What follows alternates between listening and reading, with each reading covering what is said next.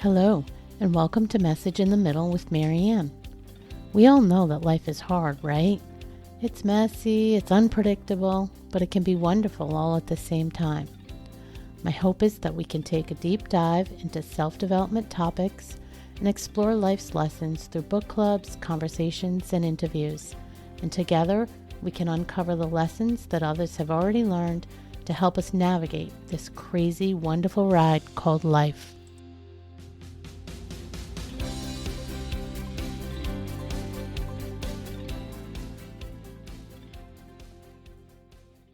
Hello and welcome to Message in the Middle. I'm your host, Marianne, and if you're in a season of rediscovery, wanting to feel more rooted, more connected, or more like yourself again, you're in the right place. Today, we're exploring a topic that touches far more of us than we probably realize. We're talking about how the diagnosis of a chronic illness can impact even our closest relationships, and what we can do to make sure those relationships not only survive, but thrive. My guest today, Lisa Gray, a licensed marriage and family therapist, knows this topic well. After a decade working as an air traffic controller and serving as a peer debriefing counselor for fellow controllers, she shifted careers, earned her master's degree in clinical counseling, and began her work in the mental health field. Lisa's experience in this area didn't stop there, though. In 2009, Lisa was diagnosed with Ehlers-Danlos syndrome, a chronic illness that changed the way she moved through the world and the way she and her partner navigated life together.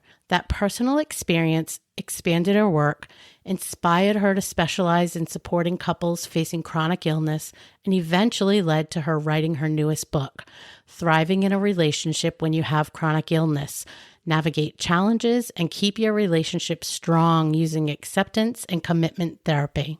Lisa brings her professional and lived experience, deep empathy, and a hopeful belief that even in the middle of challenges, maybe especially in the middle, love can adapt, strengthen, and evolve. Lisa, welcome to the show. Thanks for having me, Marianne. It's great to be here. So as I told you before we hit record, I just love this topic because I don't hear a lot of people talking about it. And like we said, I think it is affecting more people than we probably realize.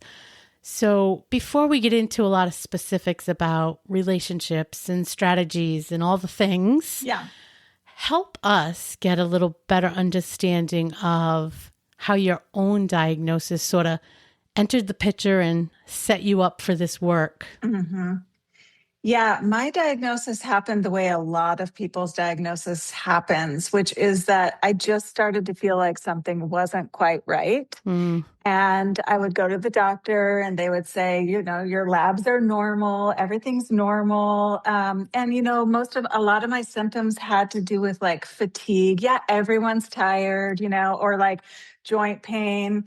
Welcome to being over 40, So a lot of the symptoms didn't really add up to anything major. And it took me about 6 years and about 4 or 5 doctors to get the actual diagnosis, which is not unusual at all, especially if you're a woman.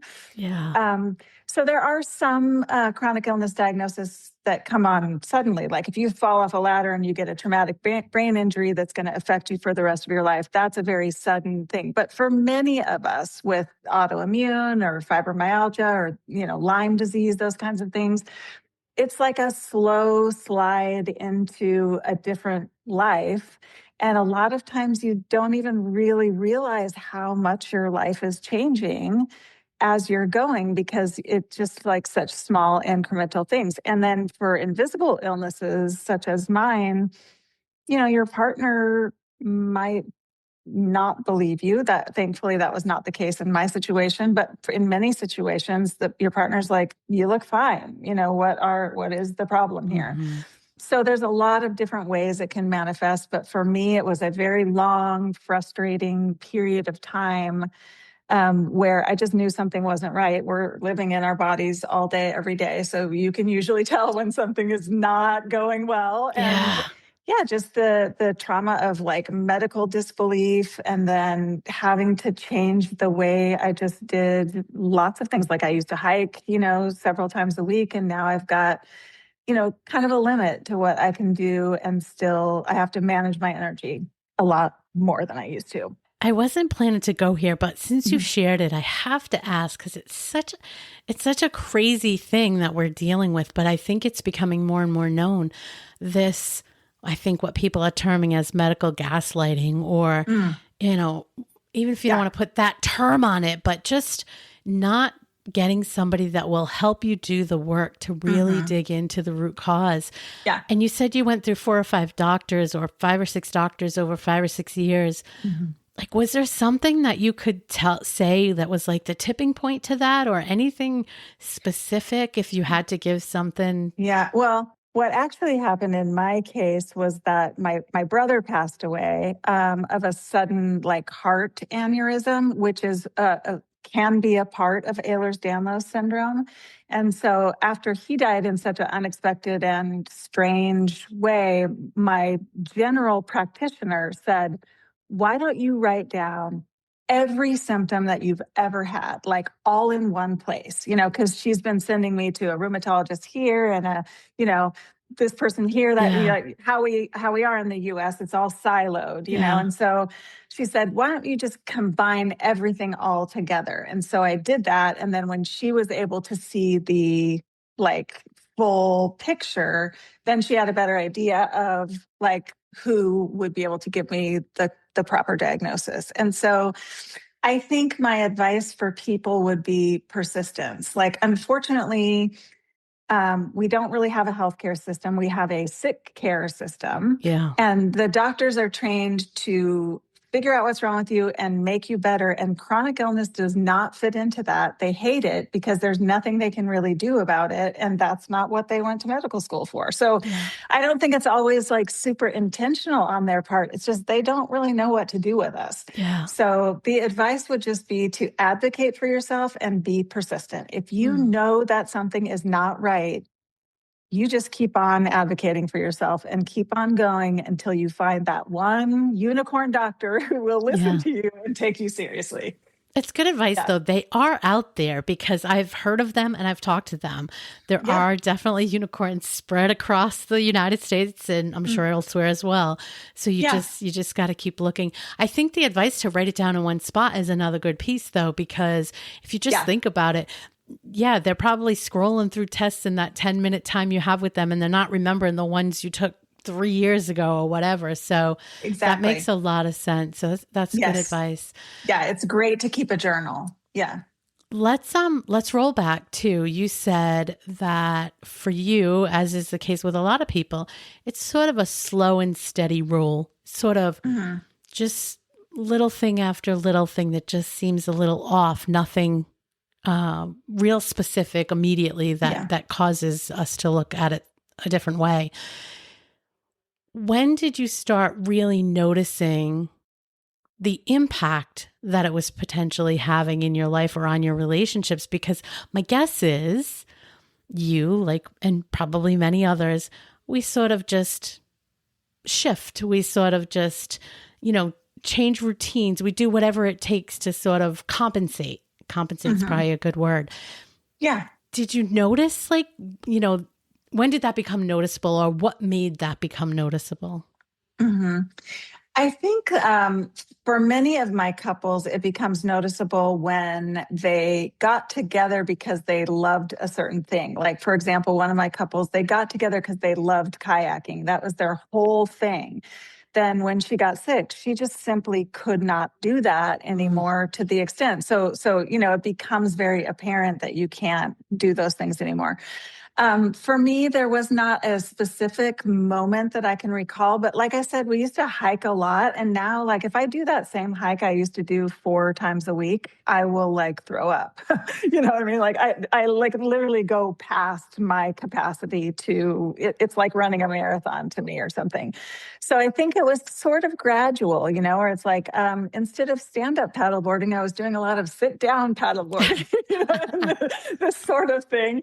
And I just learned like, oh, if I manage my energy better, if I make sure that I actually get the 9 hours of sleep that I need, if I make sure that I like get exercise, but not too much exercise, if I, then everything is better and I have more energy to spend on my relationship. And so my husband, thankfully, was really good at seeing that. Like, if we manage this for you, then we can still do the fun things. It might just look Mm, a little bit different, And so he became sort of my champion. Like, he will make sure I get my sleep I for love sure. that. Yeah. Yeah, that's Yeah. a good one. So maybe not for you, but maybe it sounds like I I would bet that for a lot of people, a shift in responsibilities sometimes has to happen, right? Even Yes. like you said, it's you have to manage your energy. So maybe you couldn't, you used to put on Thanksgiving or Christmas for 40 people and now you can't, whatever. There's those things. Yeah. But how do you navigate sort of changing identities and shifting roles with somebody else without resentment coming in? Mhm. Because I imagine that's one of the very first things that kind of creeps in when the other person has to either take on more or take on things they didn't necessarily sign up for. Mhm. Absolutely. This is one of the hardest things because I think it's a little bit easier to re figure the fun things or the optional things in your life. Yeah. But like, your house still needs to be vacuumed and your laundry still needs to get done and groceries still need to be bought and those sorts of things. And you're right. I mean, the way our society works nowadays is like we are all busy. So most of us have this fine tuned where, you do this and I do that. Yeah. Although most couples have not really negotiated that. They've fallen into habits. That's Most true. couples have not sat down and like talked about what the division of labor is going to be. Yeah. So, what I would say to that question is a lot of communication, a lot more communication than you ever thought that you would need to have about things, and a lot more empathy. Hmm. So, if my partner's going to pick up the grocery shopping, maybe I can pick up like the phone calls that need to be made, like calling for doctor's appointments or, calling to figure out something with the finances or whatever, things I can do from the couch. So, we might have to shift the way that we do things. So I might handle the banking now where I didn't do that before because I can do that from bed. Yeah. And he might have to do the vacuuming, which he didn't have to do before, but now, he has the energy to do it and I don't. So again, most couples have never negotiated this stuff in the first place. Yeah. So to sit down and look at a huge list, you can find them online, like a huge list of everything that needs to get done. And there's a lot of those things that don't take a ton of energy and can be done from the couch or the bed or whatever. And so you can just reassign tasks. Um, and of course, obviously, if you have the means to do so, certainly start outsourcing some of those things Right. that you used to be like, why do I need to have a house cleaner? Because I can just do it myself. Well, Yeah. if you're chronically ill, you only have so much available energy. Don't spend it on things that you don't want to be doing if you have that capability. Many people do not, but if you do, then definitely outsource things Mm. right away that you can outsource. Yeah. I love that negotiation thought because I'm not sure, like you said, most people probably haven't had that conversation. And that Mhm. might be the answer to this question, but I'm curious as to what you would advise to somebody who's maybe feeling scared or uncertain about communicating because you said over communicate, be more communicative and see what you can negotiate. But what if I'm Mhm. afraid? What if I feel like I'm going to be a burden and I don't want to be a burden? So Mhm. I'm worried about having those conversations. What do you say to that?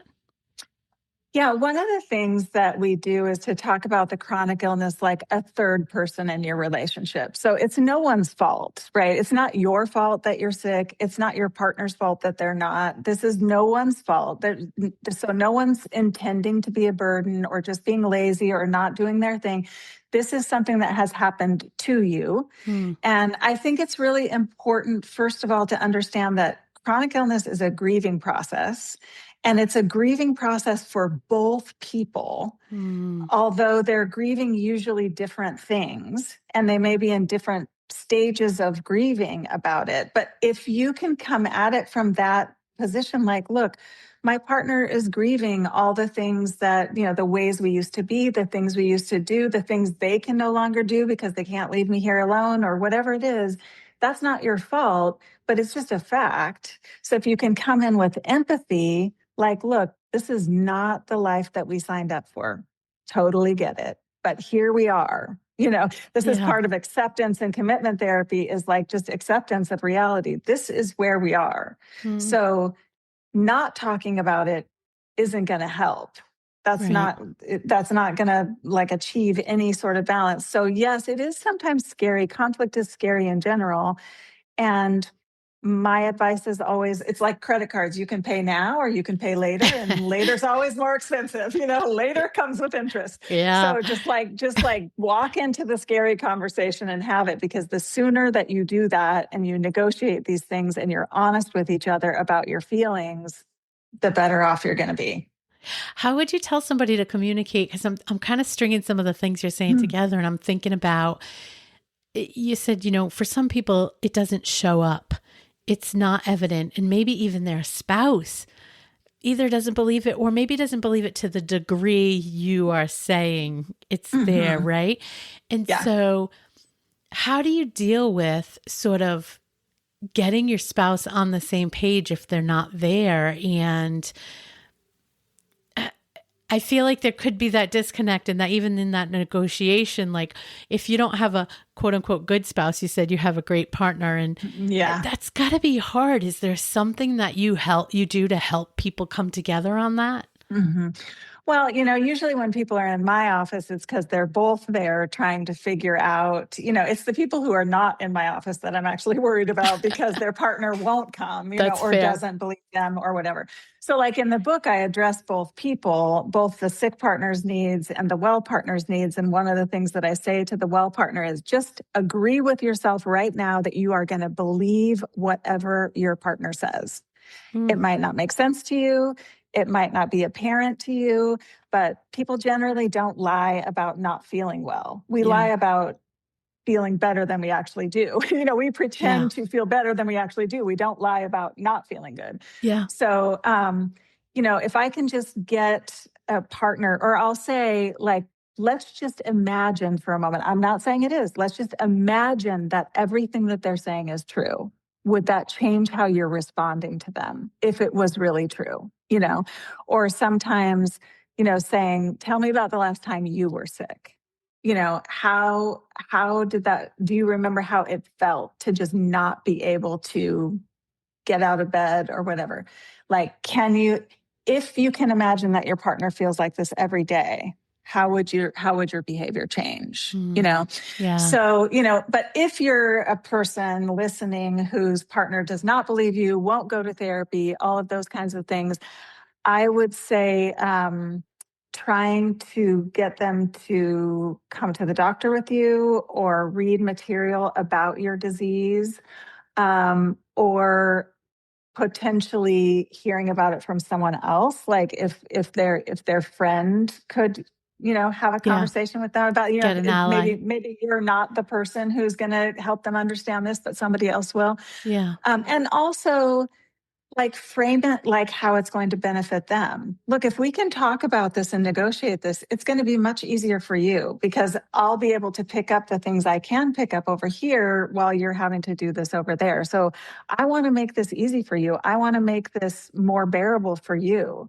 And so having these conversations isn't like to dump everything on you. It's so that we can negotiate so you don't have to carry all the burden. Yeah. So Yeah. for some people, you might have to sell them on why believing you will make things better for them. What's in it for them? Yeah. Yeah. Unfortunately, Yeah. but yeah. Yeah. I'm thinking that one of the areas that probably gets impacted for severe cases is physical intimacy. Mhm. And I'm also thinking that's probably one of the biggest areas that can sort of pull a relationship apart. I mean, Mhm. especially a marital Yeah. or partner relationship. Mhm. So, what do you say? Any advice there around sort of rebuilding that closeness in a different way? Because I'm sure there's sometimes it can't be the way it was, depending on the Yeah. scenario. Yeah, absolutely. And it actually affects almost all of my chronic illness couples because fatigue is one of the main symptoms of most chronic illnesses. So even if you don't have a chronic illness that affects your reproductive system, for example, you're still going to have a lot of fatigue or pain that is going to affect and change the way that you relate to each other physically, Mm, right? So one of the little like kind of exercises that I have my couples do is I have them think back to someone that they had a crush on when they were young before they ever had sex. This isn't about that. This is about someone that you were just so into, when you were 12 or yeah. 14 or whatever. And the ways in which, like, just being close to them or holding hands or kissing them or, those things were so exciting. And for many people, that's the most sensual or like impactful thing that they can remember. And it didn't even have anything to do with sex. So And true. so, what I tell people is when we get married, then all of a sudden, it's just about kind of like the final event. And it's not about any of those other sensual things.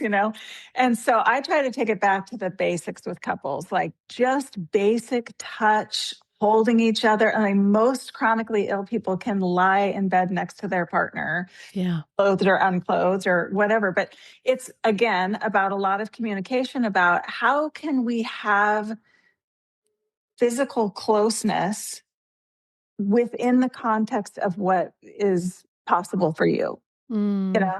And for many people, their physical intimacy actually gets a lot richer because instead of just the mindless kind of rote habits that we've gotten into, yeah. now we're really like exploring what just simple touch can do, or eye contact, or skin to skin contact, or whatever. It doesn't have to be that complicated, you I know? love that. I love that. Yeah. Two things I thought back to Mm, you know those notes you used to send and like, I like you. Do you like me? Yes or no? But totally. silly little notes. Those things Hmm. used to make you so excited, right? So Totally. you could still get a silly little note and that would mean Hmm. a lot. But Yep. also the ability to sort of think about things through a different lens and take a different perspective. I think Hmm. getting curious about like all the things you just said, like what things will make us feel close, what things will get me excited, those kind of things. Yeah. That could kind of be fun. I could see that as kind of being fun. So, Totally yeah, fun. I mean, like I said, a lot of my couples are like, wow, like we haven't had conversations like this, or eye contact like this, or held hands like this for years. So yeah, it's like, I feel like well couples, just like average couples out in the world, they're missing out yeah, sometimes yeah, on like the full spectrum of closeness that you can achieve because sex is available to them. So they just go straight there. You know what I mean? But yeah. if it's not always available to you, like there's plenty of other ways to connect. What a great point. I'm curious about so if you, we talked about the spouse or the relationship where the partner is not supportive.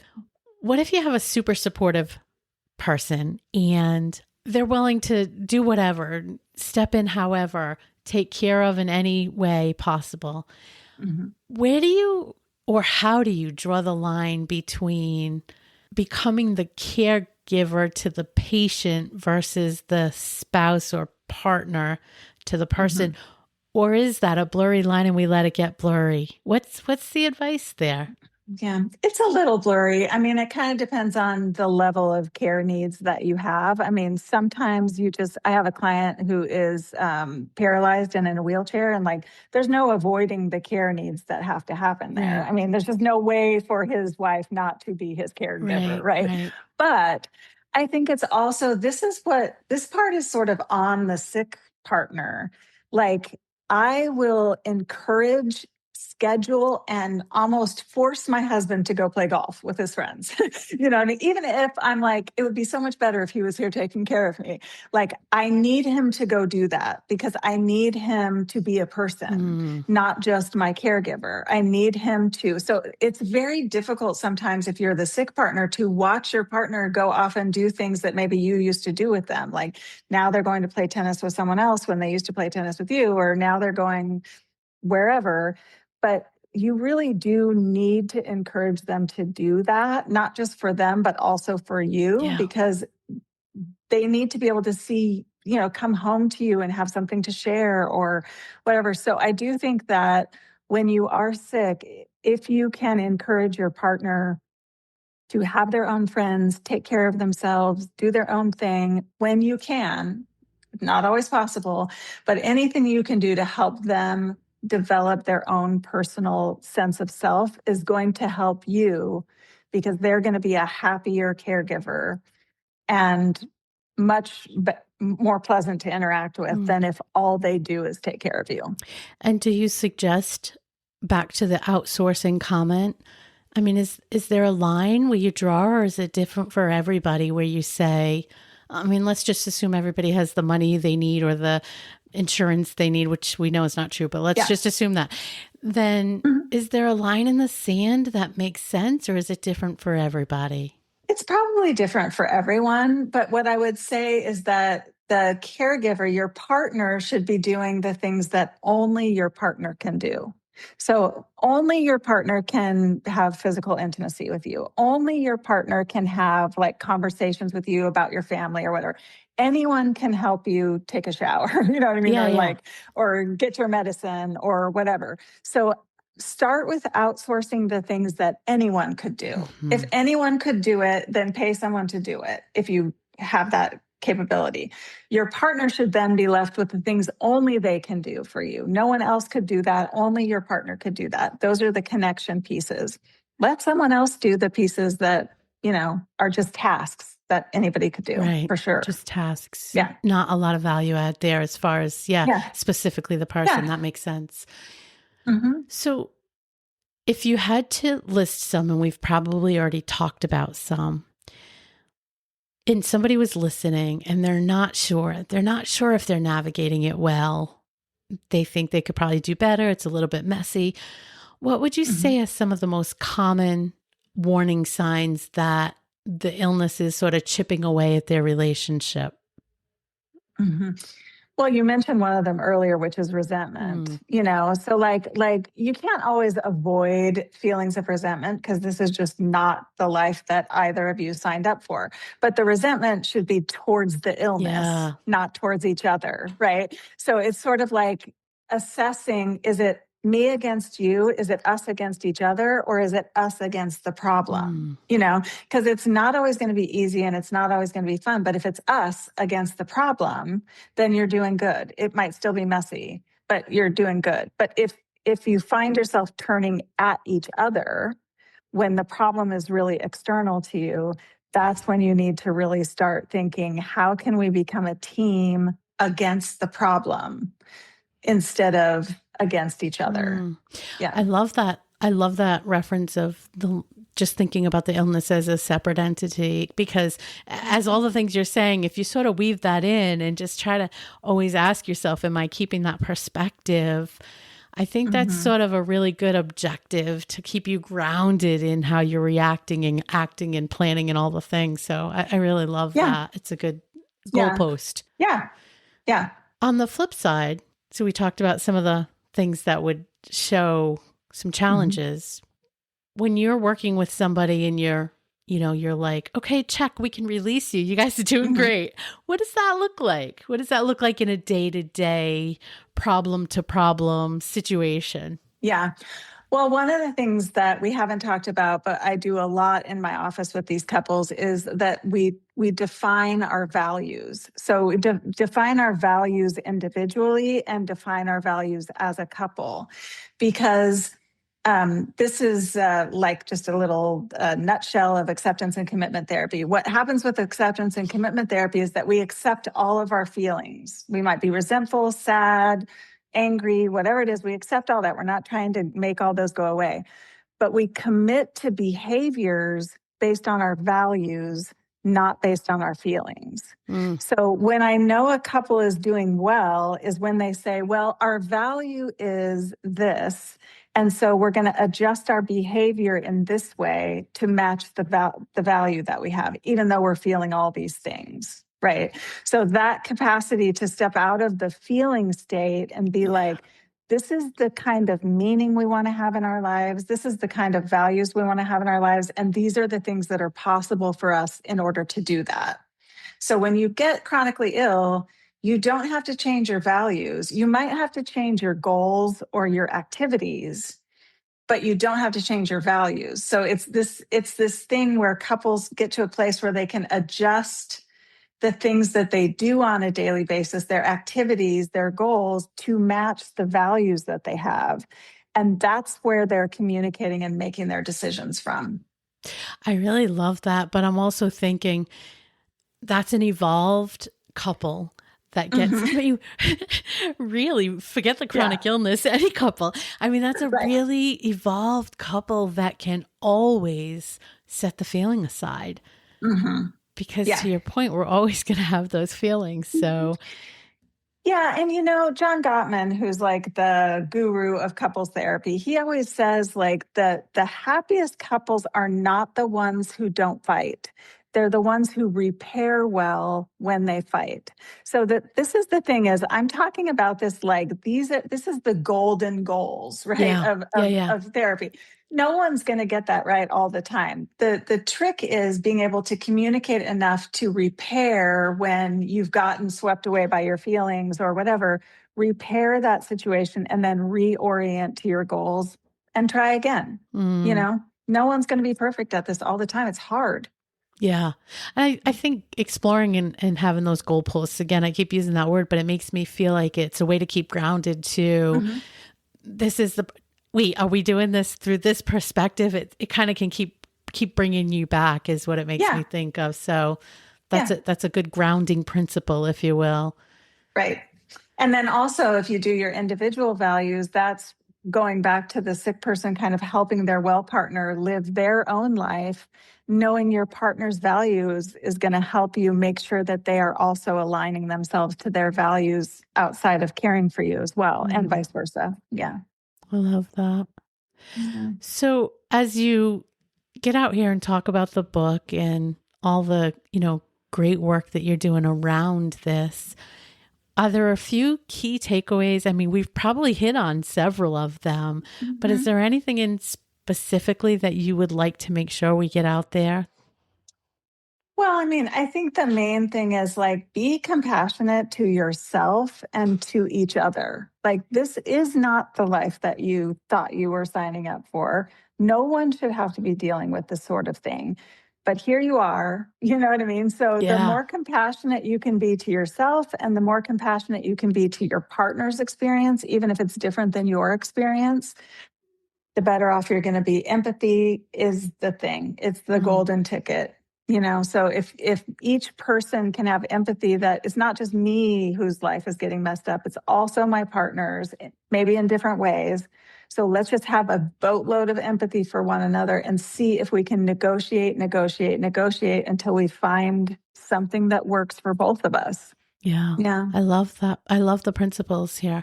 What would you say to somebody who's listened to all of this and they agree with all of it, but they're not there yet, right? And they're thinking, we're struggling, we're not in this pattern. Like, Hmm. how can they start today? I mean, go out, get the book. That's a good Hmm. start. Yeah. Let's say they read the book. I mean, that will give them some tips. But Hmm. what else? What would you tell them? Are there like two or three things that they could just put into practice right now that would Hmm. start putting them in a better place? Yeah, I mean, I would say, first of all, to that person is this is a grieving process, which means that you might be in the denial phase. You're actually in the process if you're in the denial phase. You are already working. What I mean? You just don't know it yet. Like Yeah. you're in the grieving process. Or if you're in the hopeless, depressed phase, that's part of the grieving process. You're not lost. You're on the map. You're in the grieving process already. You know what I mean? It's just that we all have different pacing, different ways of coping with all of these things. So again, just understand there's no right way to do this. Yeah. You're not doing it wrong. This is a completely unique experience to every single person. So, yeah, what I would say is, and this the reason why I set the book up this way is you don't have to read it from cover to cover. So, like, let's just say that you feel like, oh, I'm kind of in denial. Just read the chapter on denial. Look at the tools for the denial phase and start working on those tools.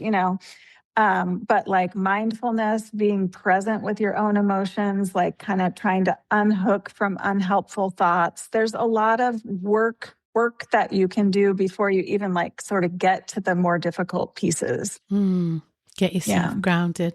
That's Yeah. really great advice. Well, before we wrap up, I typically like to ask, and you probably in the last couple of questions may have already answered it, but I'll give you another shot. If there's only one message, they only listen to this one little soundbite. Yeah. What would you want that message to be? I think, and this is from my first book actually, but one of the things that I want all couples to know in every situation is that conflict increases intimacy. So, like, if you are not talking to each other about what is going on for you, what is on your heart, what you're struggling with, your partner doesn't have the opportunity to know you. So, stop being scared of the conflict and just understand that, yes, it's hard, it's scary, and all of that. But the more that you can open yourself up to just sharing who you are, what you're experiencing, what you're going through, the more you're going to know each other. And from a place of knowing each other is the only place that you can solve any of this. And afford them the chance to show up in a way that may surprise you. Yeah, it may may surprise you and change everything. So that's great advice. Well, where can people find you and all the great work you're doing? So my therapy website is lisagraymft.com. And then my Instagram is also lisagraymft. And I review self-help books on Instagram as well at Therapy Book Nook. And I'm on TikTok, Lisa Gray MFT Inc. Yeah. All the things. We'll put your links out there as well. So it makes it easy for everybody. But thank you so much for joining me today. Thank you for having me, Marianne. This has been great to talk about. Of course. Thanks so much for listening to today's episode of Message in the Middle. I hope you found something in this conversation that reminded you that you're not alone and that midlife isn't about winding down. It's about waking up. You're not done. You're just becoming. If this episode speaks to you at all, please share it with a friend who needs to hear it. And if you're enjoying the show, I'd be so grateful if you could take a moment to leave a review. It really helps other women find this community and this podcast. Until next time, take care of yourself.